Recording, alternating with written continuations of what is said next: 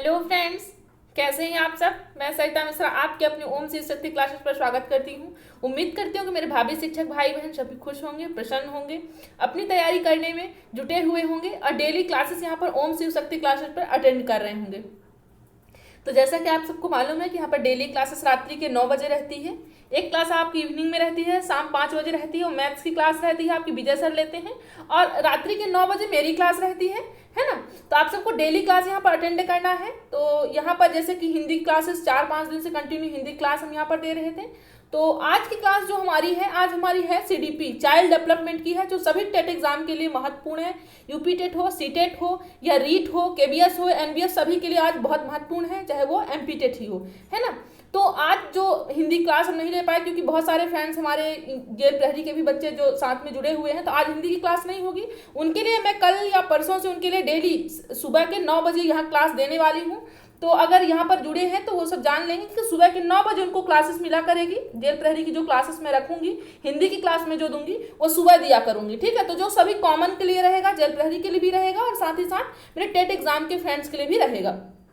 और जो रात्रि की क्लासेस रहेंगी वो सभी टेट एग्जाम के लिए रहेंगी। तो आज से जो क्लास है ये टेट एग्जाम के लिए है। और सुबह क्लास हम यहाँ पर मॉर्निंग में रखेंगे 9 बजे। जो सभी कॉम्पिटेटिव एग्जाम पे हिंदी कंपलसरी है तो वो मैं उसके लिए रखूंगी, ठीक है। तो टेट एग्जाम के लिए भी रहेगा और अदर भी कॉम्पिटेटिव एग्जाम के लिए रहेगा, है ना। तो परेशान नहीं होंगे कोई भी फ्रेंड्स हमारे यहाँ पर। मैं बिल्कुल परेशान नहीं करना चाहती किसी को, इसलिए इन्फॉर्मेशन पहले से मुझे 2-4 दिन पहले देना चाहिए, लेकिन हो नहीं पाया, मैं बता नहीं पाई, उसके लिए मुझे खेद है। तो आज से ध्यान रखिएगा कि हम डेली क्लासेस मॉर्निंग में देंगे जेल प्रहरी वाले फ्रेंड्सों को, जो भी कॉम्पिटेटिव एग्जाम से हमसे जुड़े हुए हैं। और जो हमारे टेट एग्जाम के फ्रेंड्स हैं वो हमारे रात्रि के 9 बजे ही क्लास यहाँ पर डेली पाएंगे, है ना। और हिंदी उनके में भी रहती है तो वो भी हिंदी क्लास सुबह अटेंड करेंगे, ठीक है। मिस नहीं करना है किसी को, क्योंकि मैं चाहती थी कि किसी की, क्योंकि एग्जाम अब नियरेस्ट है तो कभी भी डेट आ सकती है। तो मैं बिल्कुल नहीं चाहती कि मैं एक क्लास देकर ही रह जाऊं।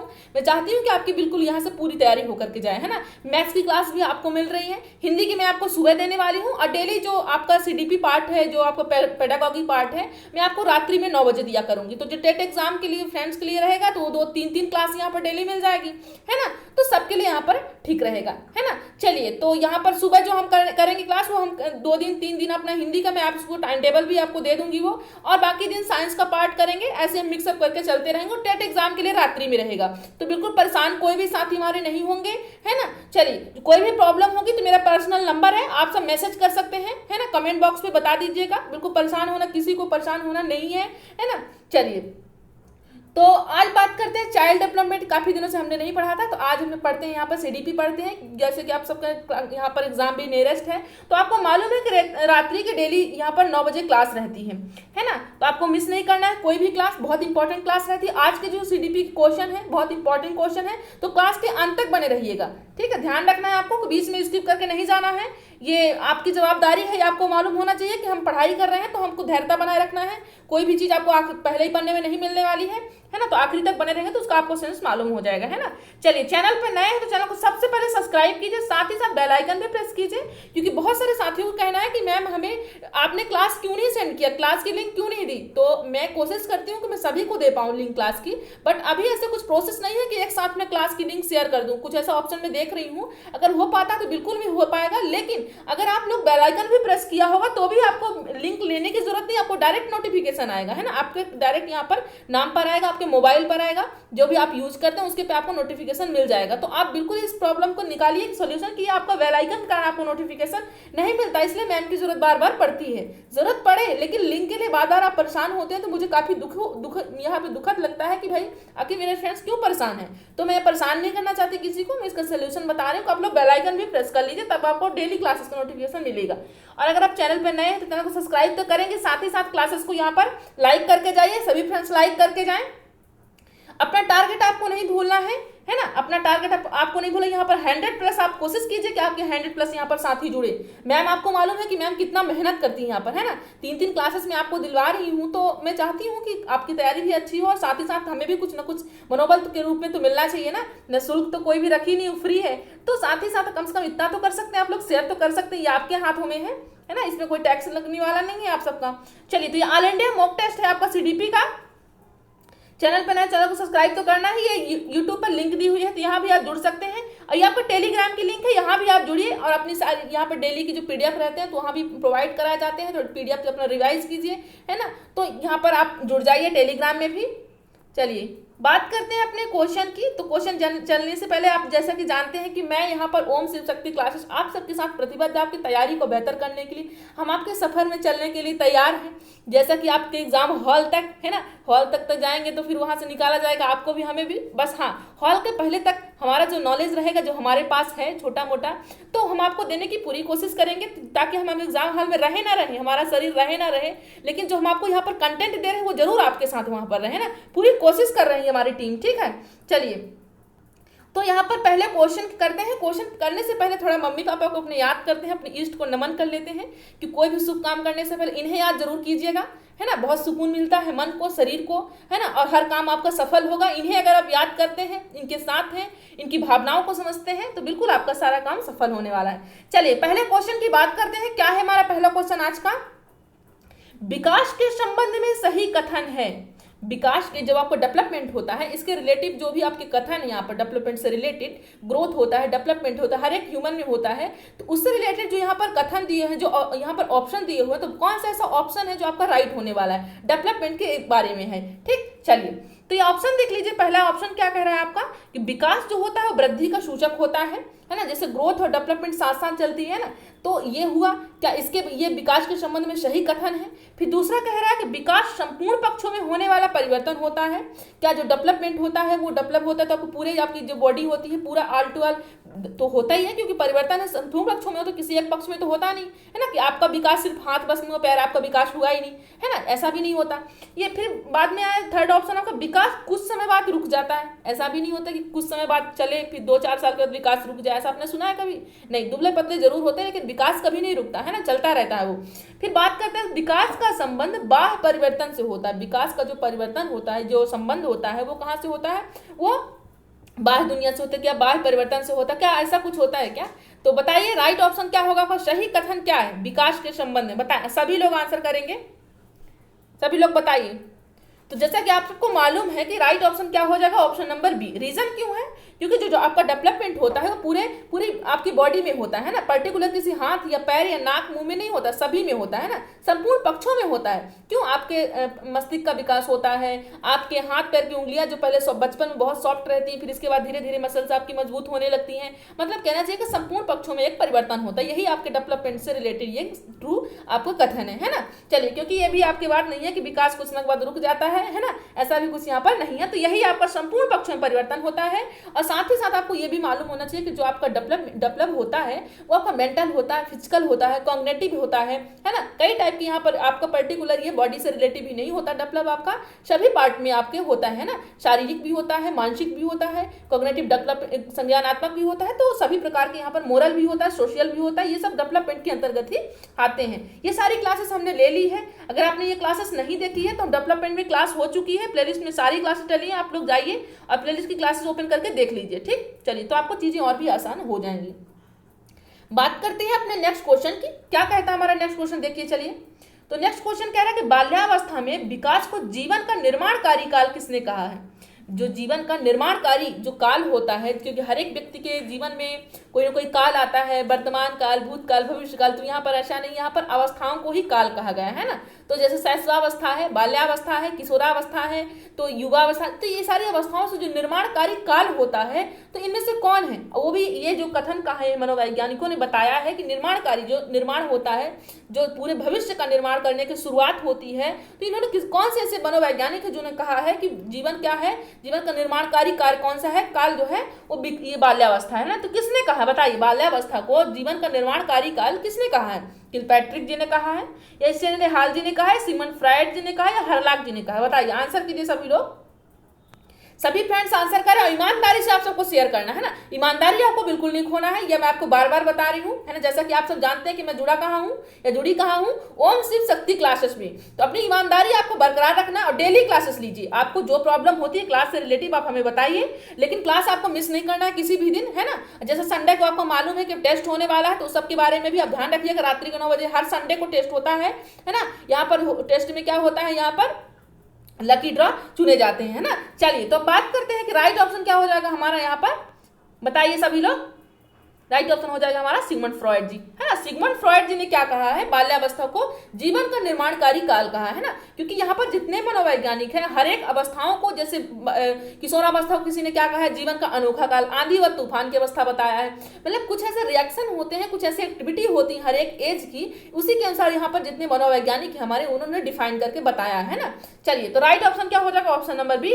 आप सबको वैसे भी मालूम है कि जीवन का निर्माणकारी बाल्यावस्था में ही 2 से, क्योंकि बाल्यावस्था को 2 पार्ट में बांटा है हमने, है ना। हमने नहीं बांटा, मतलब कि मनोवैज्ञानिकों ने बांटा है, ठीक है। एक पूर्व बाल्यावस्था होता है, एक उत्तर बाल्यावस्था होता है ना। तो इन्होंने, क्योंकि जो पूर्व होती है 2 से 6 होती है, आपको मालूम है कितनी होती है, 2 से 6 होती है ना। और 6 से 12 दूसरी होती है, ये जो होती है उत्तर बाल्यावस्था, ये पूर्व है और सेकंड वाली क्या है, ये उत्तर है ना। तो आपको मालूम है 2 से 6 के बीच ही बच्चा स्कूल प्रारंभ करता है। बहुत सारे काम जो ऐसे होते हैं जो अपने एज के पहली बार ही वो करता है, 2 से 6। तो यही आपका क्या हो गया, बाल्यावस्था तो है ही, तो ये क्या हो जाएगा, निर्माणकारी काल हो जाएगा। चलिए, मैं ज्यादा टाइम तो नहीं ले रही हूँ आप सबका ना, तो चाहती हूँ कि आप सब कॉन्सेप्ट भी पाए, है ना।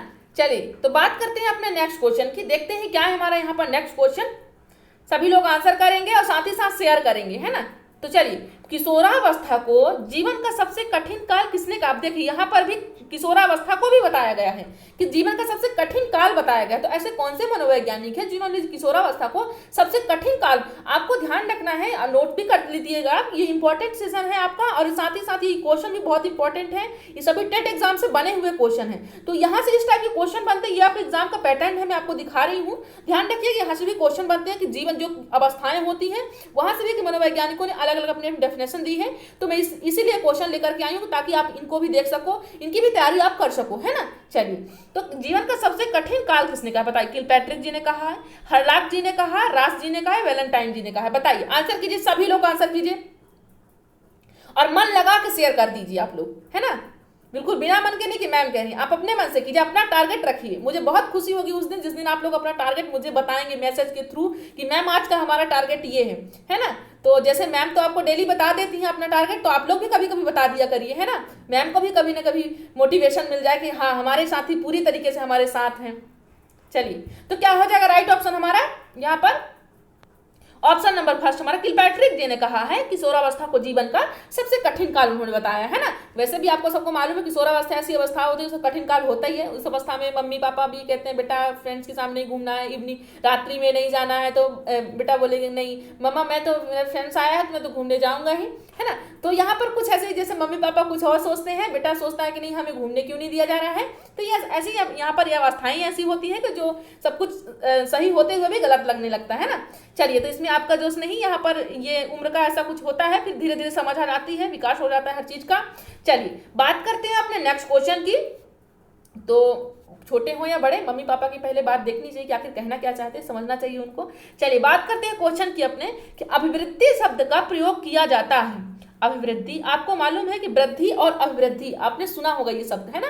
अगर आपने डेवलपमेंट का पार्ट पढ़ा है तो अभिवृद्धि और यहाँ पर अभिवृद्धि भी आपने सुना होगा। तो बताइए कि इस शब्द का प्रयोग कहाँ किया जाता है, मानसिक विकास के लिए किया जाता है, या शारीरिक विकास के लिए किया जाता है, सामाजिक विकास के लिए, इन सभी के लिए। आंसर करें सभी लोग, क्योंकि बहुत आसान से क्वेश्चन है और ये डेवलपमेंट ऐसा पार्ट होता है कि हर एक टेट एग्जाम से यहाँ से क्वेश्चन बनता है, आपको बिल्कुल मिस नहीं करना इस पार्ट को।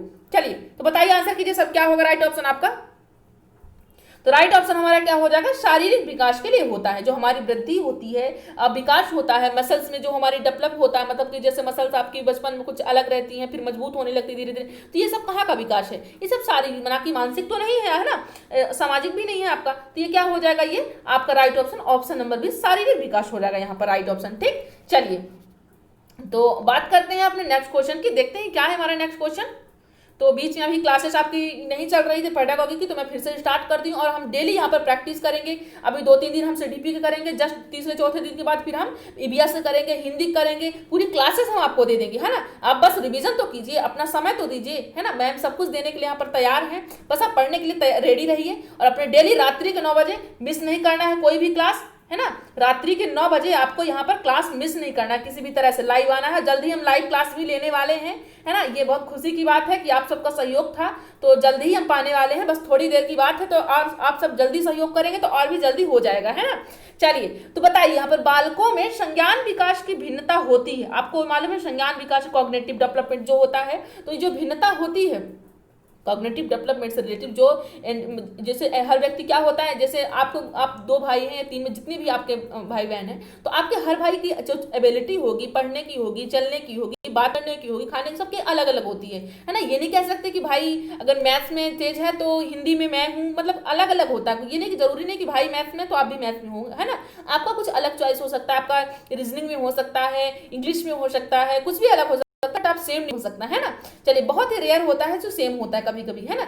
चलिए, तो बात आई है यहाँ पर कि जो बालकों में संज्ञान विकास की भिन्नता होती है तो क्यों होती है, किस रीजन की वजह से होती है, बताइए। ये संज्ञान विकास की भिन्नता जो होती है तो किस कारण से, कौन सा ऐसा रीजन होता है। पहला देख लीजिए यहाँ पर, क्या अंतररंग योग्यताएं भिन्न भिन्न होती है, या यहाँ पर अंतरंग से मतलब इंडिविजुअल जो व्यक्ति डेवलप होता है जो, तो अलग अलग होता है, उनकी योग्यताएं होती हैं, जो एबिलिटी होती है अलग अलग होती हैं, या प्रशिक्षण के अवसरों की भिन्नता होती है, जो उनके मतलब इसके लिए विकास के लिए क्या प्रशिक्षण की आवश्यकता होती है, प्रशिक्षण में से अवसर की भिन्नता होती है, ऐसा कुछ है। विकास के लिए तो ऐसा कुछ नहीं कि प्रशिक्षण की ज्यादा जरूरत होती है, और होती भी है तो जैसे स्कूल में पढ़ रहा है बच्चा तो कहीं ना कहीं उसको प्रशिक्षण मिल रहा है, कॉग्निटिव डेवलपमेंट हो रहा है उसका। तो ऐसा नहीं है कि उस सिर्फ स्कूल में ही डेवलपमेंट उसका हो सकता है ना, घर में भी बच्चा अपनी समझ से भी कुछ ना कुछ निर्माण करता रहता है ना। जीन पियाजे ने क्या कहा है बच्चे को, छोटा वैज्ञानिक कहा है। चलिए, तो बात करते हैं थर्ड ऑप्शन की, प्राकृतिक पर्यावरण का विभिन्न अनुभव होता है, इसके कारण क्या भिन्नता होती है, या आयु और स्वास्थ्य में असमानता होती है, इसके कारण संज्ञान विकास की भिन्नता होती है। बताइए क्या ऑप्शन क्या है आपका राइट, सभी फ्रेंड्स आंसर करें। तो क्या हो जाएगा हमारा right option, option number first हो जाएगा, है ना। रीजन क्या है, उनमें क्या होता है, अंतररंग योग्यताएं भिन्न भिन्न होती है, मतलब हर एक व्यक्ति क्या होता है, इंडिविजुअल डिफरेंस होता है, सब हर व्यक्ति में होता है ना। आप ये नहीं कर सकते कि ये छोटी वाली बहन मेरी ऐसी है तो मैं क्यों ऐसी नहीं हूँ, है ना। आप ऐसी बात नहीं कर सकते हो क्योंकि हर एक व्यक्ति अलग अलग होता है। चलिए, तो राइट ऑप्शन क्या हो जाएगा, ऑप्शन नंबर आपका फर्स्ट राइट हो जाएगा। चलिए, बात करते हैं अपने नेक्स्ट क्वेश्चन की, देखते हैं क्या है हमारा नेक्स्ट क्वेश्चन। चलिए देखते हैं क्या है, तो बताइए यहाँ पर बच्चों की जो शारीरिक वृद्धि होती है, जो शारीरिक वृद्धि की दर अधिकतम होती है, जो बच्चों की शारीरिक वृद्धि होती है वो दर अधिकतम होती है, कौन सी ऐसी एज है कि जहां पर बच्चे की शारीरिक, यहां से क्वेश्चन बहुत बार बन चुका है, ठीक है। ये बहुत इंपॉर्टेंट क्वेश्चन है, इसको बिल्कुल मिस नहीं करना आप सबको ना। ये हर एक टेट एग्जाम में आया, टेट मैंने एमपी टेट में देखा है, सीटेट में भी देखा है मैंने, रेट में भी देखा है, और यूपी टेट में भी ये क्वेश्चन मैंने देखा है। तो आपको बिल्कुल मिस नहीं करना, इस टाइप के क्वेश्चन जरूर बनते हैं कि कौन सी वृद्धि कौन से एज में ज्यादा होती है, कौन सी वृद्धि मतलब कौन से एज में रुक जाती है, या बहुत ज्यादा होती है, बहुत कम होती है। यहां से क्वेश्चन इस टाइप के, इस पैटर्न से बहुत क्वेश्चन बनते हैं, तो आपको बिल्कुल मिस नहीं करना इस तरह का सेशन, है ना। चलिए, तो बताइए यहाँ पर कि बच्चों की शारीरिक वृद्धि की दर सबसे अधिकतम होती है कौन सी ऐसी एज में शारीरिक वृद्धि सबसे ज्यादा और बहुत फास्ट होती है, बताइए। उत्तर बचपन में या किशोरावस्था की बजाय मतलब कि यहाँ पर कहना चाहते हैं किशोरावस्था की बजाय उत्तर बचपन अवस्था जो होता है उसमें ज्यादा होता है। ये सेकंड ऑप्शन कह रहा है कि पूर्व बचपन में उत्तर बचपन की बजाय, मतलब कि उत्तर बचपन की बजाय आपका पूर्व बचपन में ज्यादा विकास होता है, जो बाल्यावस्था होता है तो बाल्यावस्था का पूर्व बचपन होता है वो होता है। या आपका थर्ड ऑप्शन कह रहा है किशोरावस्था में होता है, ये पूर्व बचपन के बजाय होता है, मतलब किशोरावस्था में पूर्व बचपन के बजाय होता है, मतलब उसके अलावा होता है। फिर ऑप्शन फोर्थ ऑप्शन कह रहा है कि प्रौढ़ावस्था में किशोरावस्था के बजाय, मतलब कि कहना चाहिए यहाँ पर जो कह रहा है ऑप्शन कि प्रौढ़ावस्था में जो विकास होता है वो किशोरावस्था के बजाय, मतलब कि वहां पर ज्यादा होता है ना, किशोरावस्था के अलावा यहाँ पर ज्यादा विकास किसमें होता है, प्रौढ़ावस्था में होता है, उसकी अपेक्षा यहाँ पर प्रौढ़ावस्था में। किस कौन सा ऑप्शन राइट होगा बताइए, सभी फ्रेंड्स आंसर करेंगे। आपको मालूम है किस तरह क्वेश्चन बहुत टेट एग्जाम में बनते हैं, है ना। तो राइट ऑप्शन क्या हो जाएगा हमारा, ऑप्शन नंबर बी हो जाएगा, है ना। पूर्व बचपन में जो होता है वो ज्यादा विकास होता है बच्चे में, है ना। वह मसल्स के विकास ज्यादा होता है, बच्चा तर्क वितर्क बहुत ज्यादा करता है, सोचता बहुत ज्यादा है ना। तो ये जितने भी डेवलपमेंट में होता है तो सबसे ज्यादा फास्ट कौन सी एज में होता है, पूर्व बचपन में होता है। इसकी अपेक्षा उत्तर बचपन की अपेक्षा यहाँ पर पूर्व बचपन में होता है ना। चलिए, तो राइट ऑप्शन क्या हो जाएगा, ऑप्शन नंबर बी आपका राइट हो जाएगा। चलिए, बात करते हैं अपने नेक्स्ट क्वेश्चन की, देखते हैं क्या है नेक्स्ट क्वेश्चन हमारा आज का। देखिए, यहाँ बड़ा ही प्यारा क्वेश्चन, ये स्किनर जी से लिया गया है ये क्वेश्चन। बताइए, बीएफ स्किनर के अनुसार बच्चों में भाषा का विकास निम्नलिखित का परिणाम होता है, बताइए। आंसर कीजिए, तब तक पानी ले लेती हूं मैं। आप लोग आंसर कीजिए सभी लोग। जैसा कि आपको मालूम है पानी पीते वक्त आपको शेयर करने के लिए बोलती हूँ, तो ये भी आपको ध्यान रखना है।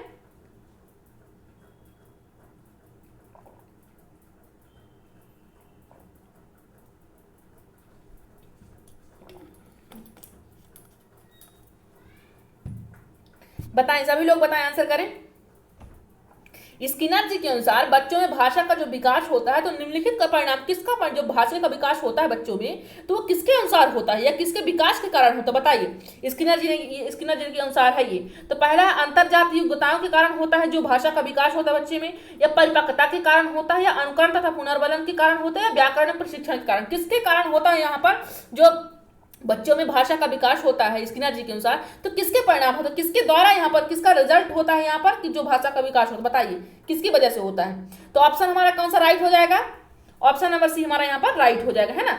क्यों होता है, अनुकरण तथा पुनर्बलन के। आप ध्यान रखिएगा रीइंफोर्समेंट जो होता है, पुनर्बलन जो होता है वो स्किनर जी ने बहुत फोकस किया है इस वर्ड पर। इसका सेंस क्या होता है रीइंफोर्समेंट का, मतलब पुनर्बलन का क्या मतलब होता है, मतलब कि जैसा कोई हम चीज आपको समझाने वाले हैं, समझाना चाहते हैं आपको, तो मैं आपको समझाना चाहती हूँ तो आप वो पूरी चीज को क्या करें यहाँ पर ऑब्जर्व कर लें वो चीज को, तो हमारा समझाना आप पे सफल हुआ, है ना। तो ये क्या हुआ, आपको क्या मिला, पुनर्बलन मिला, मेरे द्वारा आपको क्या मिला, पुनर्बलन मिला है ना। तो मतलब हेल्प के द्वारा जो आपको सामने वाला बताना चाहता तो वो आपको बता पाए, तो मतलब वो सक्सेस, उसको सामने वाले को सक्सेस मिल गया, बता पाया जो चाहता बताना, है ना।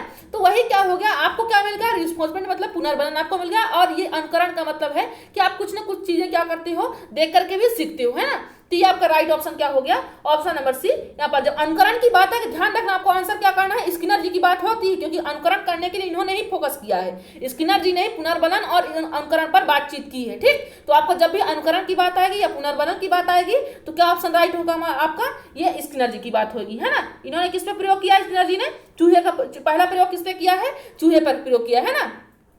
चलिए दूसरा इन्होंने कबूतर पर किया था, ठीक। चलिए तो राइट ऑप्शन क्या हो जाएगा यहाँ पर, ऑप्शन नंबर सी आपका राइट हो जाएगा। अगर इनकी थ्योरी आपको डिटेल से पढ़नी है तो बताइएगा, हम यहाँ पर डिटेल्स थ्योरी पढ़ लेंगे।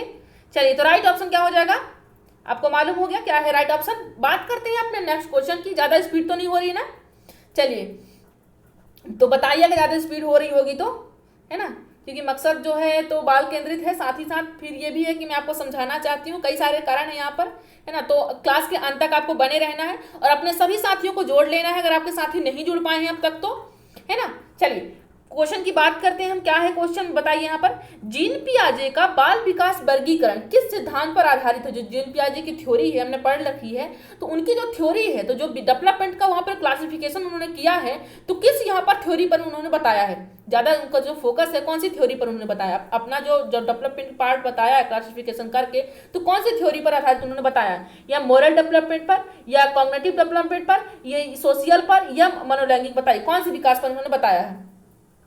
सभी लोग राइट आंसर करेंगे बताइए। तो आप सबको जैसे मालूम है कि उन्होंने किस पर फोकस किया है, कॉग्निटिव डेवलपमेंट, संज्ञानात्मक विकास पर उन्होंने फोकस किया है ना। तो राइट ऑप्शन क्या हो जाएगा, ऑप्शन नंबर बी। उन्होंने कहा है कि कोई भी बच्चा अनुकरण करके नहीं सीखता, इन्होंने रटने पर बात नहीं की है, अनुकरण पर बात नहीं की है, इन्होंने, इनका क्या कहना है कि बच्चा क्या है, छोटा वैज्ञानिक है, वो चीजों को ऑब्जर्व करता है, उसे बस आप मौका दीजिए। आप ये नहीं कि आप खुद ही, अगर बच्चे से आपने 2 मिनट 3 मिनट कोई क्वेश्चन किया, अगर वो नहीं बता पाए उसे मौका दीजिए, 2 या 3 मिनट तो फिर से मौका दीजिए, वो आप कहीं ना कहीं से आपको आंसर जरूर ला करके देगा, है ना। भले वो पूरा एक्चुअल ना दे पाए लेकिन कुछ ना कुछ तोड़ मरोड़ के वो आपको आंसर जरूर देगा, है ना। इसलिए उनको, इनका कहना है कि बच्चा स्वयं ही सबकी सारी चीजों को अपनी रियल दुनिया में वो क्या करता है, वो ऑब्जर्व करने लगता है ना। तो राइट ऑप्शन क्या हो जाएगा, इन्होंने क्लासिफिकेशन भी किया है, एज का किया है, कौन से एज में क्या डेवलप होता है, इन्होंने बहुत अच्छी, इनकी थ्योरी तो मुझे बहुत अच्छी लगती है, आई थिंक आप सबको भी लगती होगी। तो संज्ञानात्मक विकास इन्होंने बातचीत की है, ठीक। चलिए कौन सी एज में कौन सा तर्क का विकास होता है, कौन सी उम्र में कौन सी तर्क कम विकास होता है, कौन सी तर्क का विकास नहीं होता, इन्होंने सब कुछ डिटेल में बताया है। चलिए तो आप बताइए, अब ये बहुत ही क्वेश्चन प्यारा है आपका यहाँ पर। चलिए तो कोहलर जी ने अधिगम संबंधी प्रयोग किए हैं, कौन किए प्रयोग किया है, कोहलर जी ने। तो बताइए कि उन्होंने किस पर संबंधी प्रयोग किए हैं, चिंपांजी पर किया है, या यहाँ पर कुत्ते पर किया, बिल्ली पर किया, कबूतर पर किया, बताइए। सभी लोग आंसर करेंगे, कोई भी मिस नहीं करेगा आंसर को, ठीक। चलिए और शेयर करते रहिएगा बीच बीच में। तो ऑप्शन आपका कौन सा राइट हो जाएगा, ऑप्शन नंबर फर्स्ट आपका राइट हो जाएगा। उन्होंने किस पर प्रयोग किया, चिंपांजी पर प्रयोग किया है ना। कोहलर जी ने किस पे किया है, चिंपांजी पर। इन्होंने क्या कहा है अपनी थ्योरी में, थोड़ा बता देते हैं आपको 1 सेकंड के लिए, क्या इन्होंने फोकस किस बर्ड पर किया है। इन्होंने अंतर्दृष्टि, इन्होंने जिस बर्ड पर फोकस किया है, अंतर्दृष्टि तथा सूझबूझ का सिद्धांत, है ना, किस पर, सूझबूझ का सिद्धांत इन्होंने बात किया है। इनका कहना है कि जब जैसे किसी भी व्यक्ति पर परिस्थिति आती है, बुरी परिस्थिति हो, जिस भी तरीके की परिस्थिति, सूझबूझ का सिद्धांत क्यों कहते हैं इनकी थ्योरी को, कोहलर जी की थ्योरी को क्यों कहते हैं सूझबूझ का? इनका कहना है कि अगर किसी व्यक्ति पर परिस्थिति आती है, समस्या आती है, तो उसे आप उसे जूझने दीजिए उस समस्या से। उस समस्या का निदान स्वयं ही किसी न किसी समय से उसको आंसर मिल जाएगा स्वयं ही, है ना। जैसे आप क्या करते हो, परेशान होते हो तो 2 मिनट 3 मिनट 4 मिनट आपको कुछ याद नहीं आता, लेकिन 5वें 10 मिनट बाद आपको जरूर वो चीज याद है, आपको सोल्यूशन स्वयं ही मिल जाता है ना। जैसे आपने कभी कोई चीज रख दी, कभी कभी याद नहीं आता है ना कि हमने कहाँ रखा है, लेकिन 2 या 4 मिनट के बाद हमको ध्यान आ जाता है कि हम कहाँ पर रखें। मतलब आपकी समस्या जो थी तो आपको तुरंत ही अपने सूझ से आपकी ऐसा हमने तो यहाँ पर ऐसा रखा, ये तो हो नहीं सकता, ऐसा तो हो नहीं, गेसिंग से ही, अपने सूझ से ही आप क्या करोगे, उसका रिजल्ट निकाल लोगे, है ना। तो यह इन्हीं पर इन्होंने फोकस किया है। और जैसे कि थॉर्नडाइक जी के बारे में भी आप जानते हैं कि उन्होंने क्या प्रयास एवं त्रुटि पर बात की है ना।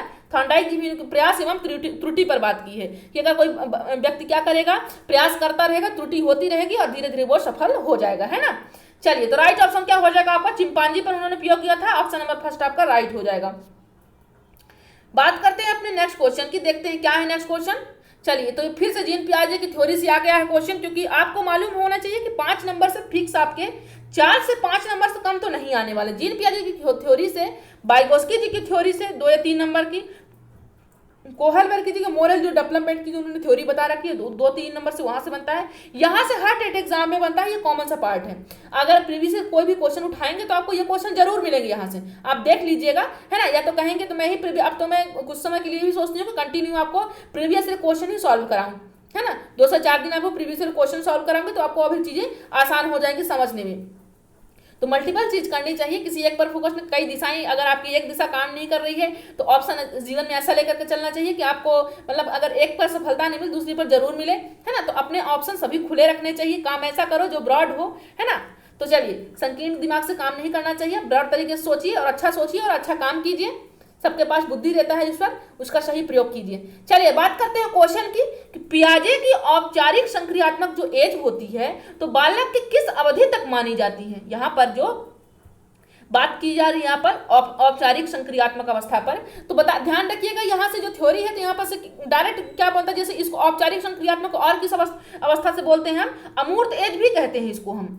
यहाँ से भी क्वेश्चन बनता है, इस शब्द से भी आपको क्वेश्चन बना सकता है कि जो पियाजे के अनुसार अमूर्त संक्रियात्मक अवस्था की किस अवधि तक है, कौन सी अवधि तक अमूर्त संक्रियात्मक अवस्था आपको बताएगा। तो औपचारिक की जगह आपका अमूर्त भी कर सकता है, ये भी ध्यान रखिएगा, ठीक है। तो आपको ये भी चीज को ध्यान रखना है कि औपचारिक की जगह अमूर्त भी आ सकता है। और जैसे अनौपचारिक, जैसे आपको बताती हूँ, आपको आगे बताती हूँ, तो वहां पर मूर्त भी बोला जा सकता है। तो ये अलग अलग नाम भी इन्होंने बताया है, यहाँ से भी क्वेश्चन अलग अलग नामों से भी क्वेश्चन बन जाते हैं।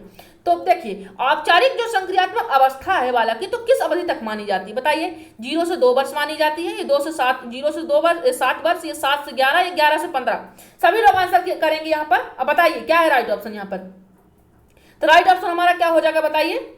ऑप्शन नंबर डी हमारा राइट हो जाएगा। 11 से 15 वर्ष इन्होंने बात की है किस पर, औपचारिक संक्रियात्मक अवस्था पर, है ना। तो इन चारों अवस्थाओं के बारे में जान लीजिए। 0 से 2 वर्ष इन्होंने संवेदी पेशी अवस्था बताया है ना। फिर यहाँ पर इन्होंने क्या बताया, पूर्व संक्रियात्मक प्री ऑपरेशनल एज इन्होंने बताया है।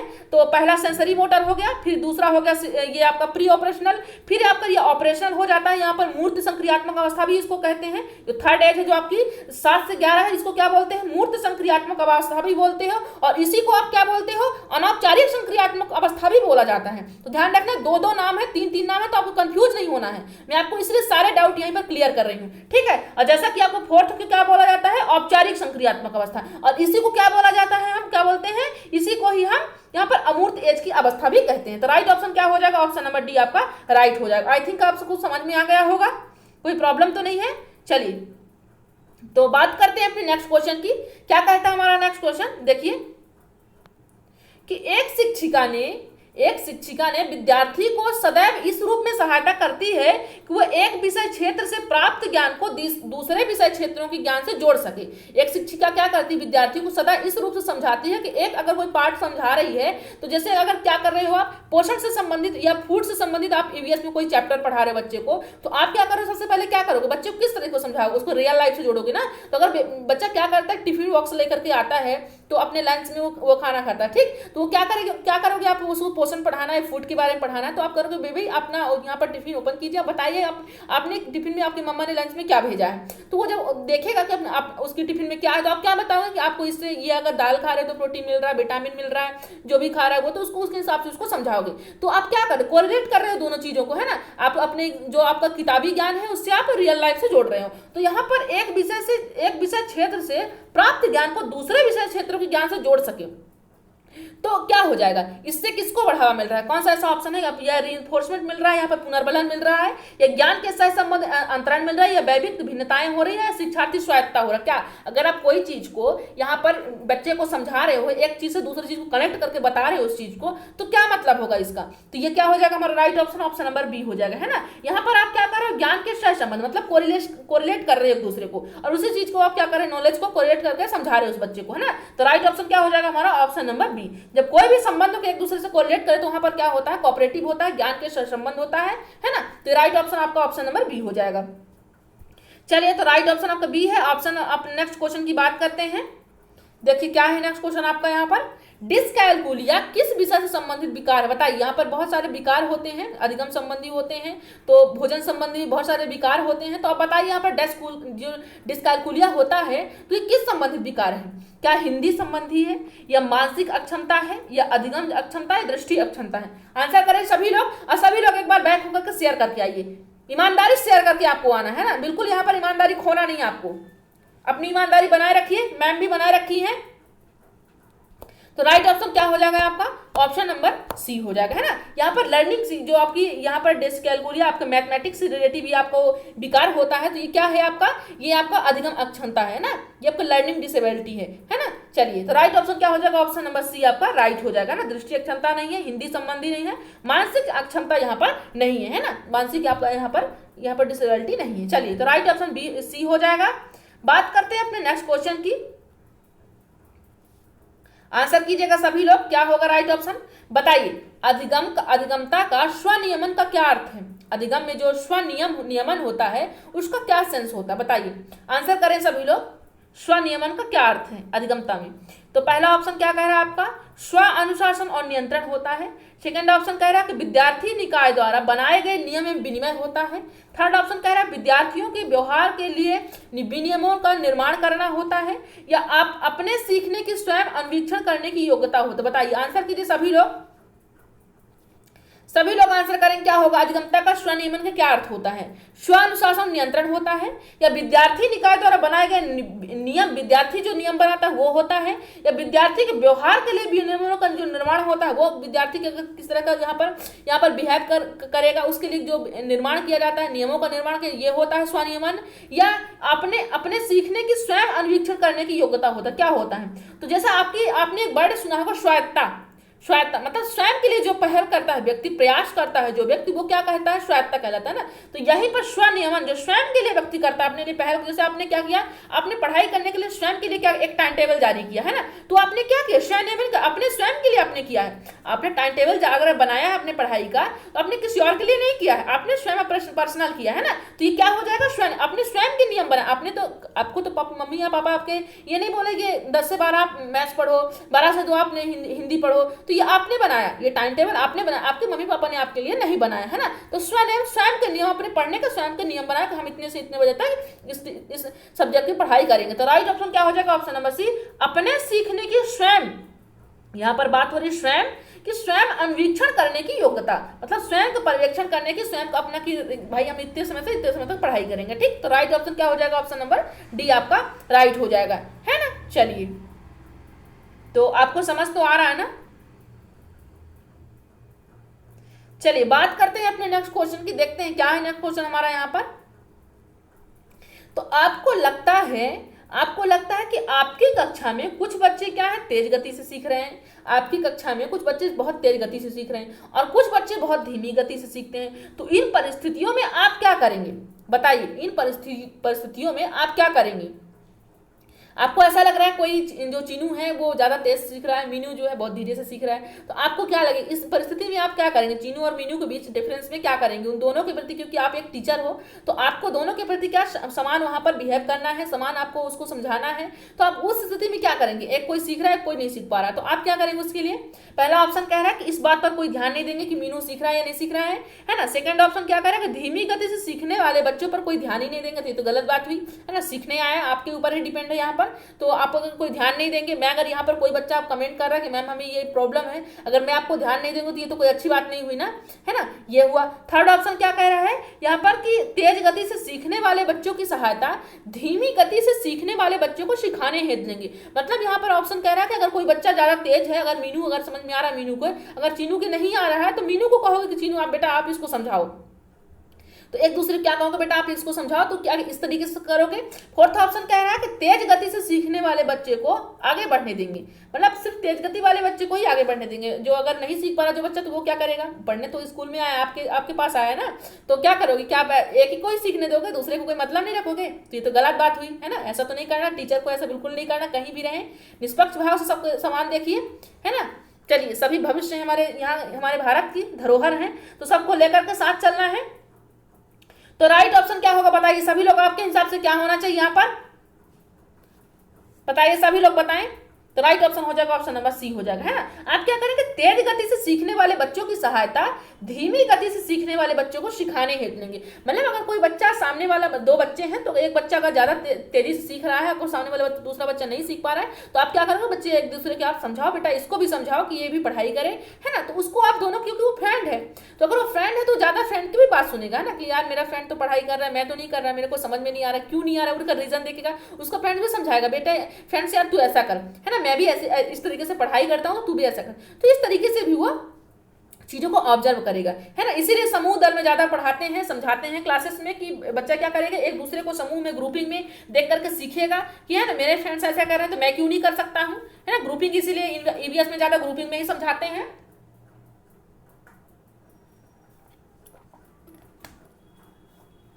चलिए तो बताइए क्या होगा राइट ऑप्शन आपका? Right option option number C आपका राइट हो जाएगा, है ना। चलिए बात करते हैं अपने नेक्स्ट क्वेश्चन की, देखते हैं क्या है नेक्स्ट क्वेश्चन हमारा यहाँ का। अभिप्रेरणा में, ये अब देखिए मोटिवेशन की यहाँ पर बात हो रही है। अभिप्रेरणा प्रदान करने में कौन महत्वपूर्ण भूमिका निभाता है? जो आपको मोटिवेशन मिलता है तो आपको ज्यादा यहाँ पर देने के लिए महत्वपूर्ण भूमिका कौन निभाता है? सबसे ज्यादा किसकी भूमिका रहती है? पहला है शिक्षक का, दूसरा है समाज का, तीसरा है सहपाठी का, चौथा है नेता का। बताइए क्या होगा राइट ऑप्शन? सभी लोग बताइएगा, सभी लोग यहां पर आंसर करें क्या होगा इसका राइट ऑप्शन।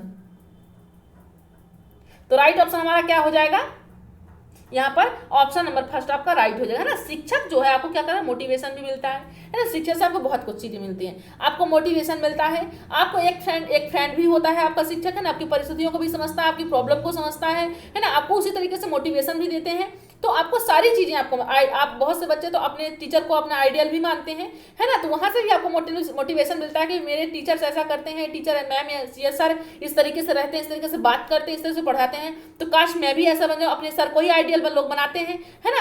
तो चलिए तो राइट ऑप्शन क्या हो जाएगा? ऑप्शन नंबर फर्स्ट आपका शिक्षक की भूमिका यहाँ प्रदान करने में ज्यादा रहती है, मोटिवेशन ज्यादा मिलता है, क्योंकि समाज का भी मिलता है, लेकिन ज्यादा टाइम स्पेंड बचपन से अब तक आपने शिक्षक के समय बिताया है ना, वहां पर ज्यादा आपको लर्निंग वहां पर मिली, तो वहां पर भी आपको मोटिवेशन मिलता है, समाज से भी मिलता है ना। ऐसी बात नहीं कि यहाँ से नहीं मिलता, लेकिन सफिशिएंट यहाँ बात शिक्षक है। सहपाठी से भी उतना मिलता है, लेकिन उतना नहीं मिलता है ना। नेता तो आपको पता ही है क्या मिलता है क्या नहीं मिलता यहाँ से, है ना। तो चलिए यहाँ से भी कुछ ना कुछ सीखने को मिलता है, ऐसी बात नहीं है, क्योंकि ये भी एक सामाजिक है हमारा, तो वहां से भी वो सीखने को मिलता है ना। हर परिस्थितियों में हर एक प्लेटफॉर्म सीखने की हर एक जगह होती है ना। कुछ ना कुछ हर चीज आपको सिखाती है। एक चींटी भी आपको कुछ ना कुछ सीख देती है कि चलते रहो जीवन में, कभी मत रुको। चींटी को देखते हो आप लोग, कभी रुकती है वो? जबकि उसको कहीं उसकी फैमिली नहीं दिखाई दे रही कि आखिर इसकी फैमिली इतनी खाने वाली है, दिन भर वो चलती रहती है, कभी रुकती नहीं है ना। तो हर एक चीज आपको कुछ ना कुछ मोटिवेशन देता है, वहां से भी मिलता है कि जीवन में चलते रहो, रुको नहीं कभी, है ना। चलिए तो बात करते हैं क्वेश्चन की। नेक्स्ट क्वेश्चन क्या है? छात्रों की निष्पत्ति निर्भर करती है, जो छात्रों की निष्पत्ति होती है, जो मतलब कहना चाहिए कि जो उनका अस्तित्व होता है, जो उनका रिजल्ट होता है, वो किस पर निर्भर करता है? बताइए। पहला लिंग पर, अगर कोई बच्चा क्या कर रहा है कि अगर कोई अच्छा परफॉर्म कर रहा है तो क्या लिंग पर डिपेंड कर, लिंग के कारण वो अच्छा परफॉर्म कर पा रहा है स्टेट में अपने, क्या लिंग के कारण कर पाता है या बुद्धि के कारण या अभिरुचि के कारण या अप्रेरणा का, बताइए। ये जेंडर वाइज होता है यहाँ पर, या इंटेलिजेंसी के कारण या एप्टीट्यूड के कारण या मोटिवेशन के कारण, किसके कारण होगा? सेकंड क्या है? स्वप्रत्यय है, बुद्धि है, अभिरुचि है, चौथा क्या है? अप्रेरणा है। दूसरा ऑप्शन आपका क्या है? जाति बुद्धि है, फिर अभिप्रेरणा है या स्वप्रत्यय है।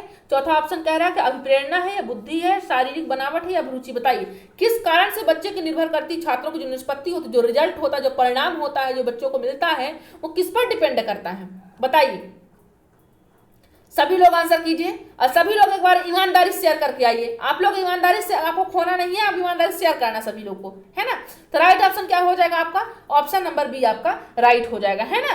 छात्रों की जो निष्पत्ति होती है वो क्या, किस पर डिपेंड करती है? वो स्वप्रत्यय पर निर्भर करती है, मतलब स्वयं के प्रयासों पर निर्भर करती है ना। ऐसा नहीं कि यहाँ पर सारा कंटेंट आपको मिल रहा है तो बस आप टॉप कर लिए, नहीं, आपको रिवीजन करना पड़ेगा, स्वयं का भी प्रयास करना पड़ेगा, है ना। चीजें तो आपको, जैसे बहुत सारे साथी कहते हैं, मैसेज आया कि मैम पीडीएफ दे दीजिए, तो आगे पीछे कोई नहीं, क्लास वाइज नहीं पूछेंगे, वो डायरेक्ट पीडीएफ दे दीजिए। तो पीडीएफ तो आपको कहीं से मिल जाएगा। आप जाइए मार्केट पे, कितनी बुकें लेंगे, जाइए मार्केट पे ले लीजिए, तो क्या आपको बुकें ही सब कुछ दे देंगी आपको, है ना। तो क्या आपको पीडीएफ ही सब कुछ दे देगा? जब यहाँ पर क्लासेस लेक्चर मिल रहा है आपको, है ना, तो यहाँ पर ऑडियो वीडियो तो आपको दोनों मिल रहा है यहाँ पर। तो उस चीज को अगर आप नहीं समझ पा रहे हो तो आपको पीडीएफ से कितना नॉलेज मिल जाएगा, है ना।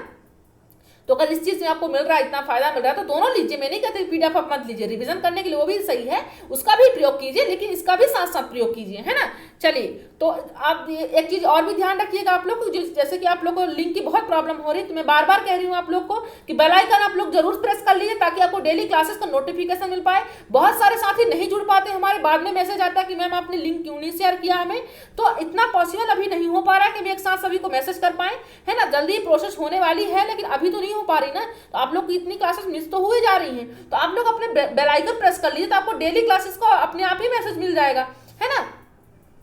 चलिए, और टेलीग्राम पे भी जुड़ जाइए, तो वहां भी क्लासेस का नोटिफिकेशन डेली जाता है, तो वहां भी आपको मिल जाएगा, है ना। तो यहाँ पर राइट ऑप्शन क्या हो जाएगा आपका? स्वप्रत्यय, स्वयं का प्रयास भी यहाँ पर मायने रखता है, आपकी बुद्धि भी मायने रखती है। वहां पर जो आपका रिजल्ट आता है बुद्धि के कारण भी आता है, कि आपकी बुद्धि भी काम करती है सही समय पर, कभी कभी बुद्धि काम करती, कभी नहीं करती, तो सही रिजल्ट भी गलत हो जाता है। आपका अभिरुचि, आपकी इंटरेस्ट भी यहाँ पर मायने रखता है। अगर आप कोई चीज पे इंटरेस्ट नहीं जता रहे हो तो कोई काम वहां पर नहीं हो सकता, है ना। आपको मोटिवेशन मिलना भी जरूरी है। अगर पढ़ाई पे मन नहीं लग रहा है आपका, तो आपको क्या होना चाहिए? मोटिवेशन मिल गया तो आपकी छात्रों के, क्योंकि सही से कभी कभी ऐसा होता है कि बच्चों को पढ़ाई में मन नहीं लगता, उनको अगर टीचर ने मोटिवेशन, अगर वो टीचर या मैम शेयर किया उन्होंने, तो उनको मोटिवेशन मैम दिए, है ना, कि आपका एग्जाम है, आप नहीं पढ़ोगे तो कब पढ़ोगे लाइफ में? अगर आप अभी आपने मेहनत नहीं किया तो कब करोगे? अब तो आप जाने वाला समय है ना।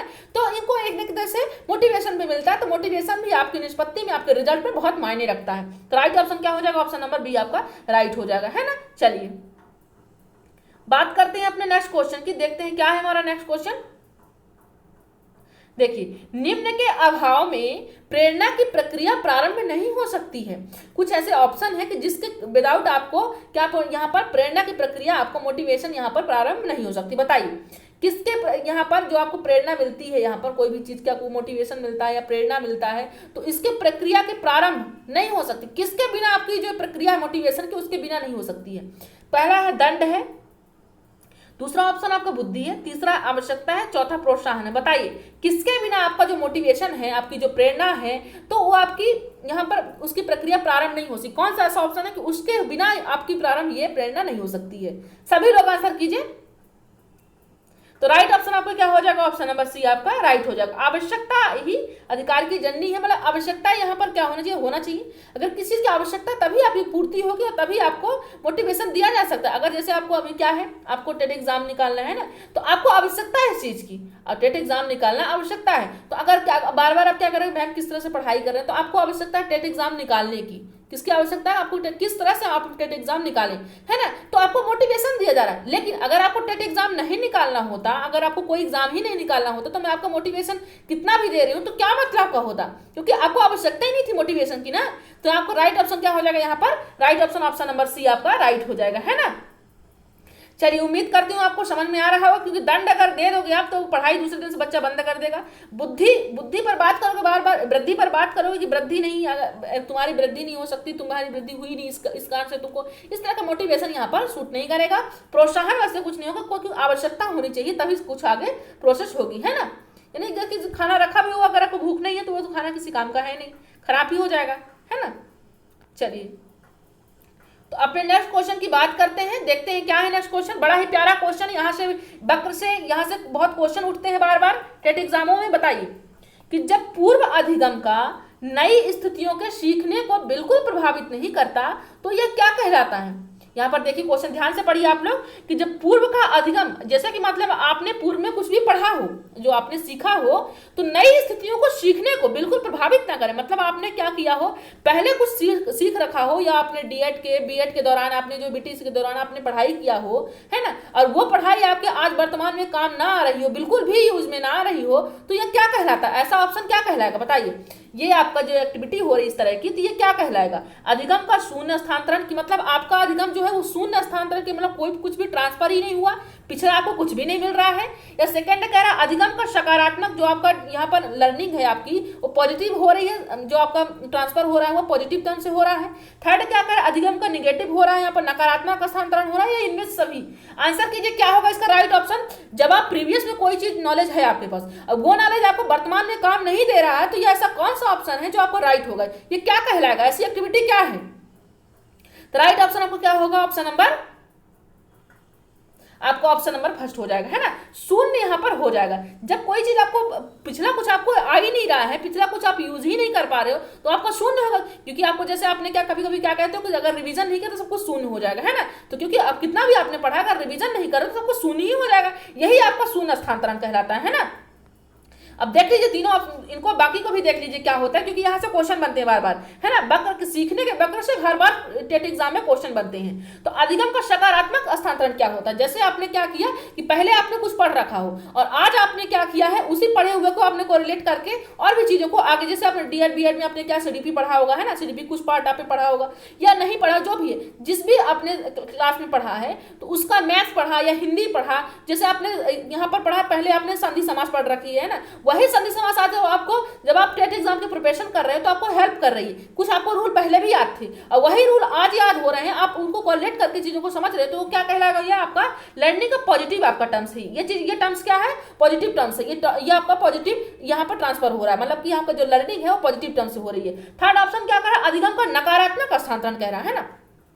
अब नकारात्मक से क्या मतलब हुआ कि जैसा कि आपने क्या किया, पहले बहुत कुछ सीखा था, है ना, वो क्या हुआ, पहले आपने बहुत कुछ सीखा था और आज आप जब सीख रहे हो तो आपको कोई चीज वहां पर काम नहीं कर रही है ना, वो आपकी आज कुछ भी काम नहीं कर रही है, तो ये क्या हो जाएगा, ये नकारात्मक, कोई कुछ भी शून्य हो गया, ये भी या क्या हो गया, नकारात्मक हो गया। लेकिन जब इसमें प्रभावित नहीं होने की बात हो रही है तो ये क्या हो जाएगा, आपका शून्य हो जाएगा। तो राइट ऑप्शन क्या हो जाएगा आपका, ऑप्शन नंबर फर्स्ट, अधिगम का शून्य स्थानांतरण हो जाएगा, है ना। तो चलिए राइट ऑप्शन का फर्स्ट हो गया। नेक्स्ट क्वेश्चन की बात करते हैं, बताइए क्या होगा राइट ऑप्शन आपका। भूख एक चालक है, भूख एक चालक है और भोजन एक क्या है, बताइए। ये थॉर्नडाइक जी ने अपनी थ्योरी में, इनकी थ्योरी को क्या कहा गया, एसआर थ्योरी भी कहा गया है। थॉर्नडाइक जी की थ्योरी को एसआर थ्योरी भी कहा गया, स्टिमुलस एंड रिस्पॉन्स, है ना। तो क्या है बताइए, उद्दीपक और अनुक्रिया की उन्होंने बात की है ना। कोई किसी न किसी अनुक्रिया के लिए एक उद्दीपक का होना जरूरी है। उद्दीपक तो है आपके साथ, अनुक्रिया नहीं तो वो भी आपका अधूरा है। तो ये दोनों चीज आपके लिए साथ में होना चाहिए। तो बताइए भूख एक चालक है, तो बताइए कि भोजन क्या है उसके लिए, साधन है। जो भोजन है वो साधन है भूख का, या साध्य है, या उद्दीपक है, इच्छा पूर्ति। बताइए आंसर कीजिए सभी लोग, क्या होगा राइट ऑप्शन आपका। आंसर करें तब तक मैं पानी पी लेती हूं।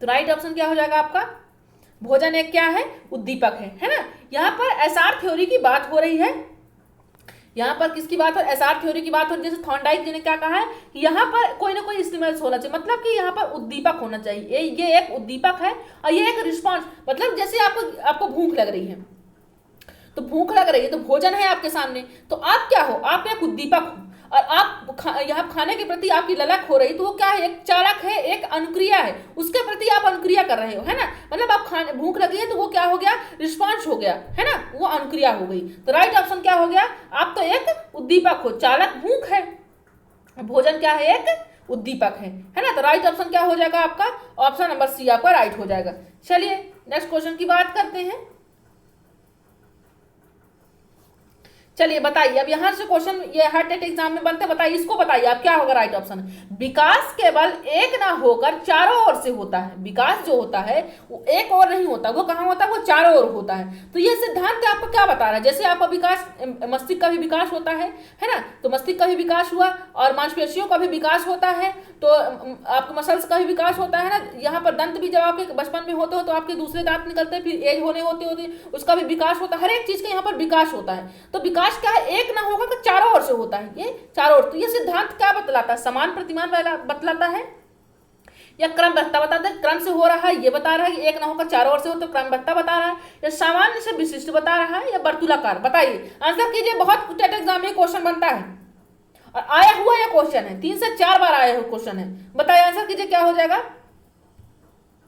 तो हमारा राइट ऑप्शन यहां पर होगा ऑप्शन नंबर डी, ये वर्तुलाकार। इस टाइप के जो यहां पर विकास होता है चारों ओर से जो होता है उसको हम क्या कहते हैं, वर्तुलाकार। देख लीजिए किस टाइप का यहां पर पैटर्न है, ये जैसे आपका ये रिंग, ये आपका रिंग है, ठीक है, इस टाइप का ये आपका ये विकास हो रहा है ना। ये क्या है, ये आपका वर्तुलाकार इसको कहते हैं ना।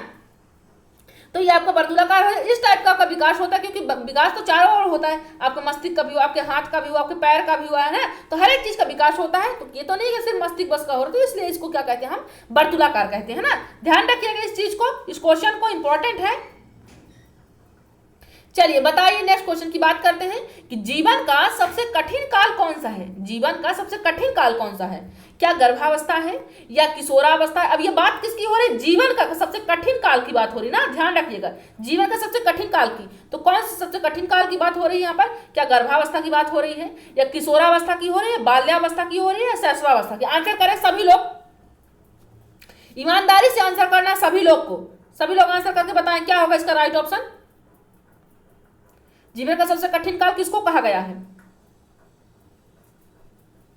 तो राइट ऑप्शन क्या हो जाएगा, ऑप्शन नंबर बी, है ना। आपको मालूम है कि जीवन का सबसे कठिन काल तो है ही, आंधी व तूफान की अवस्था भी है ना। यहाँ पर कठिन काल होता क्यों है, क्योंकि यहाँ पर बच्चा अपने मन की सोचता है, एक ऐसा एज होता है कि यहाँ पर बच्चा क्या होता है, यहाँ पर बच्चा अपने मन का सोचता है, माता पिता उस हिसाब उसके फ्यूचर के बारे में सोचते हैं, बच्चा उतना अपने फ्यूचर के बारे में नहीं सोचता। तो इतना लगता है कि इसे पापा मम्मी बिल्कुल गलत कर रहे हैं हमारे साथ, हमें यहाँ पर पाबंदी लगा रहे हैं, तो वो हर चीज को क्या करता है, इसीलिए उसको क्या कहते हैं, उसको कठिन काल कहा गया है। बच्चे के लिए क्या कहा गया है, ये जीवन का सबसे कठिन काल कहा गया है ना। ऑप्शन नंबर बी आपका राइट हो जाएगा, है ना। चलिए बात करते हैं अपने नेक्स्ट क्वेश्चन की, देखते हैं क्या है नेक्स्ट क्वेश्चन हमारा यहाँ पर। चलिए तो बताइए क्या है अब ऑप्शन इसका, शरीर के आकार में जो वृद्धि होती है, जैसे शारीरिक विकास होता है आपका, तो यहाँ पर जो ऑप्शन बताया गया है, तो शरीर का जो विकास है किसके अंतर्गत आएगा, बताइए। सही क्या यह सांवेगिक विकास के कारण होता है, या शारीरिक और गत्यात्मक विकास के कारण होता है, या संज्ञानात्मक विकास के कारण होता है, नैतिक विकास के। ये विकास शारीरिक विकास है आपका, ये किस विकास के अंतर्गत आएगा, सबसे पहले आप ये बताइए, तो किस विकास के अंतर्गत आएगा। ये तो बहुत आसान सा क्वेश्चन है, बिल्कुल आ जाना चाहिए सभी को। तो राइट ऑप्शन हमारा क्या होगा, ऑप्शन नंबर बी आपका राइट हो जाएगा, है ना। क्यों हो जाएगा, ये शारीरिक और गत्यात्मक विकास के कारण होता है। जो हमारे शारीरिक विकास होते हैं वो किसके कारण, शारीरिक और गत्यात्मक, है ना, इसके दोनों के कारण यहाँ पर, है ना। गत्यात्मक गामक क्रिया का जैसे मतलब कि चलना फिरना दौड़ना, ये सब क्या हो जाएंगे, गत्यात्मक के अंतर्गत आते हैं। तो वो सभी किसके अंतर्गत आएंगे, शारीरिक के अंतर्गत आएंगे ये सब विकास। जैसे बच्चा चलना सीखने लगा, है ना, बात करना सीखने लगा, तो ये गत्यात्मक विकास है ना। तो ये शारीरिक, ये सब किसके अंतर्गत आएगा, शरीर के आकार में वृद्धि हो रही थी, ये सब शारीरिक विकास के अंतर्गत आएगा ना कि संज्ञानात्मक विकास का नहीं, ना नैतिक ना ही सांवेगिक, है ना। तो राइट ऑप्शन क्या होगा आपका, ऑप्शन नंबर बी आपका राइट हो जाएगा, है ना। चलिए उम्मीद करती हूँ क्वेश्चन पसंद आ रहे होंगे, साथ ही साथ आप लोगों को यहाँ पर शेयर भी कर रहे होंगे और साथ ही साथ अपना आंसर भी कर रहे होंगे, है ना। तो उम्मीद ही कर सकती हूँ, उम्मीद करना चाहिए, उम्मीद बहुत अच्छी चीज है, करना चाहिए और सब्र भी करना चाहिए। आज नहीं तो कल हो ही करेगा वो कोई ना कोई चीज़, है ना। जिस चीज़ की हम अपन आशा करते हैं तो वो होती है, बस थोड़ा सब्र रखना पड़ता है, उस पर वर्क करना पड़ता है, सब चीज़ आसान हो जाती है। इस दुनिया में बहुत से काम हुए हैं, व्यक्तियों ने ही किया है ना। चलिए तो बात करते हैं क्वेश्चन की। यहाँ पर क्वेश्चन क्या कह रहा है बताइए यहाँ पर कि एक बच्चा जो है वो क्या करता है, नैतिक तर्क प्रस्तुत करता है। कोई एक बच्चा है जो नैतिक तर्क प्रस्तुत करता है, ठीक, आप मेरे लिए करें और मैं आपके लिए करूं। बच्चा क्या कह रहा है कि आप मेरे लिए करो और मैं आपके लिए करूं। तो यह बच्चा कोहलबर्ग नैतिक, यहाँ पर जो उन्होंने मोरल रीजनिंग बताया है, तो किस अवस्था के अंतर्गत आएगा। ये बच्चा क्या कह रहा है कि आप मेरे लिए करिए तो मैं आपके लिए करूंगा। तो बताइए ऐसा कौन सा ऑप्शन है जहां पर बच्चे इस तरह से एक्टिविटी करता है, ऐसी कौन सी है बताइए। सहायक उद्देश्य अभिमुखीकरण है ना, या सामाजिक अनुबंध अभिमुखीकरण है, या दंड और आज्ञा पालक अभिमुखीकरण है, या अच्छा लड़का या अच्छी लड़की अभिमुखीकरण, क्या है बताइए। ऑप्शन बताइए कौन सा राइट हो जाएगा। ये आपको मालूम है कोहलबर्ग की जो थ्योरी है, इन्होंने 3 प्रकार बताए हैं, 3 प्रकार के अंदर 2-2 इन्होंने टाइप बताया है ना। तो इन्होंने 3 प्रकार बताए हैं। पहला पूर्व बताया है, पूर्व परंपरागत बच्चे को बताया है, फिर परंपरागत बताया है, फिर तीसरा पश्चिम परंपरागत बताया है ना। तो यहाँ पर 3 प्रकार की इन्होंने प्री बताया है, फिर यहाँ पर प्री कन्वेंशियल बताया है, फिर कन्वेंशियल बताया है, फिर पोस्ट कन्वेंशियल, 3 प्रकार की इन्होंने नैतिक विकास बताया है। तो बताइए यहाँ पर कि क्या बच्चा कौन सी एज में करता है। तो ये तीनों के ही आपके पहले के भी 2 अंतर्गत आते हैं, फिर दूसरे के भी 2 अंतर्गत आएंगे, तीसरे के भी आएंगे, है ना। चलिए तो बताइए यहाँ पर कौन सा होगा। तो पहला ऑप्शन आपका क्या है, सहायक उद्देश्य अभिमुखीकरण। आपको मालूम या इसको आप दूसरे वर्ड में और क्या कहते हैं, इसको सहायक, ये साधनात्मक सापेक्षवादी सिद्धांत भी इसको कहते हैं। सहायक उद्देश्य अभिमुखीकरण को यहाँ पर साधनात्मक सापेक्षवादी सिद्धांत भी कहते हैं, है ना। इसका क्या कहना है, इनका कहना है कि जो बच्चा जो होता है, सहायक उद्देश्य, यहाँ पर कुछ ना कुछ हेल्प उसे भी चाहिए तो वो आप पर करेगा, है ना। और इसको इस एज को क्या कहा है, स्वार्थीपन का एज भी कहा गया है इसको, है ना। यहाँ पर बच्चा क्या करेगा, यहाँ पर सहायक उद्देश्य या सापेक्षवादी सिद्धांत, इसी को स्वार्थीपन भी कहा गया है। यहाँ पर अगर आप बच्चे को टॉफी दे रहे हो तो वो भी आपसे बातचीत करेगा, नहीं तो वो नहीं करेगा, है ना। ये होगा सामाजिक सोशल कॉन्ट्रैक्ट। इस एज में क्या हो जाता है, व्यक्ति सोशल कॉन्ट्रैक्ट समाज के अंतर्गत आने लगता है, उनसे बातचीत उठन बैठन उनका होने लगता है। और ये आपका जो दंड और आज्ञा पालक अभिमुखीकरण है ना, ये आपका दंड और आज्ञा पालक, इस एज में बच्चा क्या करता है, दंड के जो भी आज्ञा का पालन करता है बच्चा, ये दंड के डर के कारण करता है ना, कि अगर मैंने ये काम नहीं किया तो पापा आते होंगे ऑफिस से तो बहुत पिटाई होने वाली आज, है ना। तो ये डर के कारण जो भी काम करता है ना। तो ये सब पहला किसके आ जाएंगे आप, ये आपका ये सहायक उद्देश्य अभिमुखीकरण है, और ये आपका दंड और आज्ञा पालक, ये दोनों किसके हैं, या के ये प्री कन्वेंशियल एज के अंतर्गत दोनों टाइप आते हैं ना। ये किसके आते हैं, प्री के आते हैं। और ये जो अच्छा लड़का और अभिमुखीकरण है, मतलब इसमें क्या करता है, अच्छा लड़का अच्छी लड़की, मतलब इसमें बच्चा क्या करेगा, इसमें बच्चा इसलिए करेगा, जो भी कार्य करेगा कि मैं अगर अच्छा कार्य करता हूँ तो मेरे पापा को क्या अच्छा माना जाएगा कि इसके बेटा अच्छा कर रहे हैं, तो इसलिए अच्छा लड़की अच्छी लड़की बनने की वो कोशिश करते हैं कि मैं अच्छा काम करूंगा तो मेरे पापा को भी अच्छा बताया जाएगा, है ना। इसलिए ये कार्य करता है। और ये कौन सी एज में होता है, ये कन्वेंशियल एज में होता है ना, परंपरागत एज में होता है। ये तो आपका यहाँ पर सेकंड ऑप्शन कह रहा है, सामाजिक अनुबंध अभिमुखीकरण, ये सोशल कॉन्ट्रैक्ट में जब व्यक्ति आता है तो ये कौन सी एज में आता है, ये पोस्ट कन्वेंशियल में आता है, काफी एजेड हो जाता है, समझ में इसको चीजें आने लगती है क्या सही है और क्या गलत है ना। तो ये सब डिटेल में कोहलबर्ग की थ्योरी हमने पढ़ रखी है, अगर आप लोग नहीं देखे देख लीजिए, आप लोग के लिए ही क्लासेस बनाई गई है ना। चलिए सभी क्लासेस प्लेलिस्ट में डली, आप लोग शायद देखते ही नहीं है तो देखना प्रारंभ कर दीजिए, अपना रिवीजन कीजिए तो अच्छा रहेगा आप लोग के एग्जाम में व्यू से। देखिए क्वेश्चन क्या कह रहा है यहाँ पर कि निम्न में से कौन सा कथन विकास और अधिगम के बीच संबंध को सर्वश्रेष्ठ रूप से जोड़ता है। जो आपका विकास और अधिगम होता है कि बीच के संबंध, कौन सा ऐसा ऑप्शन है कि डेवलपमेंट एंड लर्निंग के बीच को संबंध को, रिलेशन को क्या कर रहा है, सर्वश्रेष्ठ रूप से जोड़ रहा है ना, ऐड कर रहा है दोनों लर्निंग और डेवलपमेंट को। बताइए कौन सा ऐसा ऑप्शन है। पहला है अधिगम विकास के पीछे रहता है, दूसरा क्या कह रहा है, अधिगम और विकास समानार्थक शब्द है, तीसरा क्या है, अधिगम और विकास एक जटिल तरीके से अंतर संबंधित होता है, फोर्थ क्या कह रहा है, विकास अधिगम से स्वतंत्र होता है। बताइए क्या होगा इसका राइट ऑप्शन। विकास और अधिगम की बात यहाँ पर हो रही है, इन दोनों यहाँ पर शब्दों में से यहाँ पर सर्वश्रेष्ठ रूप से इन दोनों को कौन जोड़ रहा है, यहाँ पर राइट ऑप्शन क्या हो जाएगा, अधिगम और विकास जो होता है सी हो जाएगा। अधिगम और विकास एक जटिल तरीके से अंतर संबंधित होते हैं। क्यों, अगर आप अधिगम कर रहे हो और कोई चीज सीख रहे हो तभी तो आपका विकास होगा ना। अगर आप कोई चीज सीखी नहीं तो आपका विकास रुक जाएगा, है ना। तो यहाँ पर उतना अच्छा आपका विकास नहीं हो पाएगा, है ना। वैसे विकास रुकता नहीं है, जीवन में कहीं विकास नहीं रुकता है, लेकिन आपका जो उतना विकास होना चाहिए जिस प्रकार से होना चाहिए, अगर आप अधिगम कोई चीज सीख नहीं रहे हो तो कहाँ से इतना अच्छा परफॉर्म हो सकता है ना। तो इसलिए आपको अधिगम करना जरूरी, कोई चीजें यहाँ पर समझ रहे हो तभी जाकर के आपका कल का टेट एग्जाम निकल क्वालिफाई हो पाओगे और आपका एक विकास हो पाएगा, एक अच्छा समाज में स्थान नाम हो पाएगा। तो यहाँ पर इतना सोचना नहीं है आपको, आपको ओम शिव शक्ति को जुड़ने के बाद, यहाँ से इस संस्था से जुड़ने के बाद आपको ये सोचना नहीं है कि हमें क्या करना है। आपको, आपकी सीट पक्की है, बस आपको उसके लिए कर्म करना पड़ेगा, है ना। आपको अपने सब्जेक्ट को प्रिपेयर करना पड़ेगा, देखना पड़ेगा कि हमने क्या पढ़ रखा है, क्या चीज बाकी है। आप ये अपना ऑब्जर्व कीजिए। आप अब एक आधे घंटे जब आप पढ़ाई कर लेते हो तो हर नाइट में अपने आधे घंटे निकालिए या 10 मिनट निकालिए, और पूरे दिन की पढ़ाई में ऑब्जर्व कीजिए कि आज अपनी लाइफ के लिए हमने कितना यहाँ पर दिया है। और आप यकीनन मानिए कि अगर ये प्रोसेस आप कर रहे हैं डेली, 5 मिनट आप ध्यान कर रहे हैं कि आखिर हमने पूरा दिन पढ़ाई किया क्या है, अपने अपने जॉब के लिए, अपने जो भी आपने गोल बना रखा है उसके लिए हमने कितना टाइम दिया, और नहीं दिया तो क्यों नहीं दिया। और उस टाइम को अगर आप आज नहीं दे पाए हो तो कल उसको जरूर मैनेज करो। ये आप चीज जरूर ध्यान रखिएगा मेरी, है ना, कि मैम इस तरह कहती थी, तो आपको बिल्कुल भी बाद में पछताना नहीं पड़ेगा।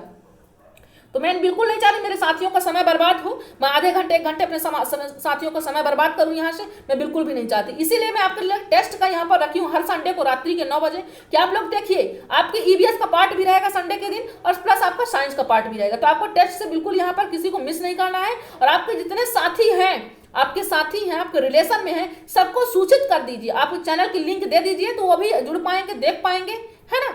ये आपका हो गया। तो राइट ऑप्शन यहाँ पर क्या हो जाएगा, अधिगम और विकास एक जटिल तरीके से एक दूसरे से अंतर संबंधित है ये लोग, है ना। चलिए तो बात करते हैं अपने नेक्स्ट क्वेश्चन की, देखते हैं क्या है नेक्स्ट क्वेश्चन। किसी कक्षा में शिक्षक की जो भूमिका है वो कैसी होती। किसी कक्षा में शिक्षक की भूमिका है, शिक्षक की भूमिका क्या होती किसी कक्षा में, सीखने के विश्वसनीय स्थितियां जुटाना और शिक्षार्थियों को स्वतंत्र चिंतन की सुविधा देना होता है। जो शिक्षक की भूमिका होती है वो विश्वसनीय स्थितियां जुटाना और शिक्षार्थियों को स्वतंत्र चिंतन की सुविधा देता है। सेकंड क्या है, सीधे तरीके से ज्ञान पहुंचाना और शिक्षार्थियों को सही उत्तर के लिए तैयार कर। देखिए यहाँ पर क्या कर रहा है, तैयार करना, काहे के लिए, सही उत्तर के लिए। ये आपका शिक्षक की भूमिका नहीं होती। आपको मालूम होना चाहिए कि आपको ना तो एग्जाम के लिए तैयार करना बच्चे को, ना तो सीधे सही उत्तर के लिए तैयार करना है। बस वो एक अच्छा इंसान हो, साथ ही साथ उस स्वयं में उस अपना ऑब्जर्व कर पाए, चीजों को चिंतन कर पाए, स्वतंत्र उसको वातावरण दीजिए, है ना, चीजें भी बताइए उसको जो समझ में नहीं आ रही है। तो यहाँ पर सही उत्तर, और यहाँ पर बात कर रहा है तैयार करना, काहे के लिए, परीक्षा तैयार होती है, भी आपका रॉन्ग पॉइंट हो जाएगा, है ना। तो अब बचा क्या ऑप्शन आपका, ऑप्शन नंबर डी। किया क्या कह रहा है कि समय सारणी को कठोरता, अब ये भी कठोरता वर्ड तो आपको मालूम है कि यहाँ पर यूज नहीं करना है, वो भी टीचर होकर के भी, है ना। तो बिल्कुल यहाँ पर नहीं करना कठोरता वर्ड, टीचर ही नहीं है, बच्चे के साथ ही नहीं, आप किसी के साथ कठोरता से पेश नहीं आना है, किसी को नॉर्मल रहिए, है ना। तो नैतिकता अपने जीवन में कभी नहीं खोना चाहिए, उससे संस्कारों का पता चलता है कि आप कितने संस्कारवादी हैं या किस हिसाब से चल रहे हैं।